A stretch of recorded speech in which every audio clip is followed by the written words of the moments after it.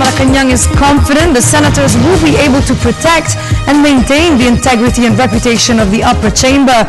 Presidential spokesman Edwin Lacerda also reiterated that the palace has no authority to interfere in the Senate's internal matters. Rocky Ignacio has the details. Believes in the wisdom of the legislators to maintain the integrity of the Senate as an institution. Presidential spokesperson Edwin Lacerda issued a statement following the intense confrontations between Senate President Juan Ponce Enrile and Senator Alan Peter Cayetano regarding the controversial maintenance and other operating expenses fund. Lacerda maintained that the executive has no authority to interfere.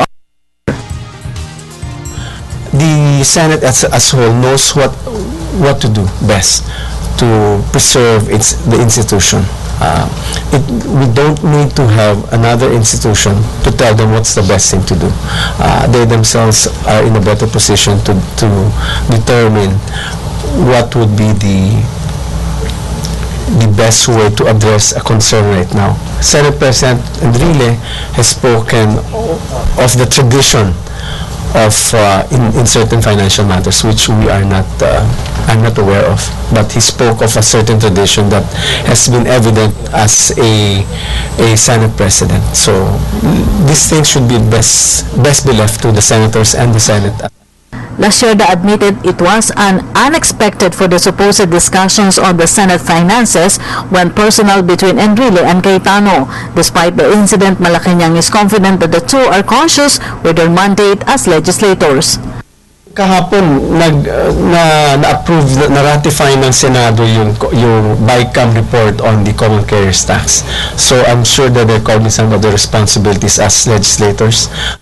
Malacanang supports the proposed complete audit on the Senate finances. It also recognizes Enrile's readiness to have them audited by a private firm. World Bank. It's commendable that the Senate President has already said that he supports any auditing on the MOOE.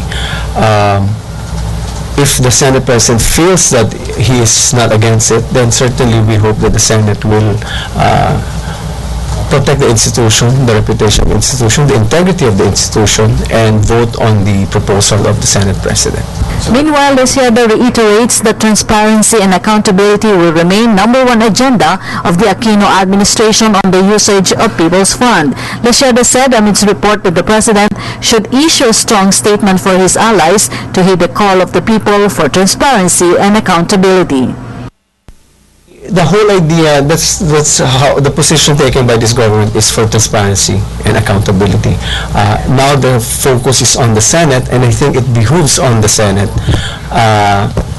to heed the people's call for transparency, given the situation right now, where the Senate is now being the imbroglio between Senate President and Senator Cayetano have been the subject of intense discussions within the Senate floor.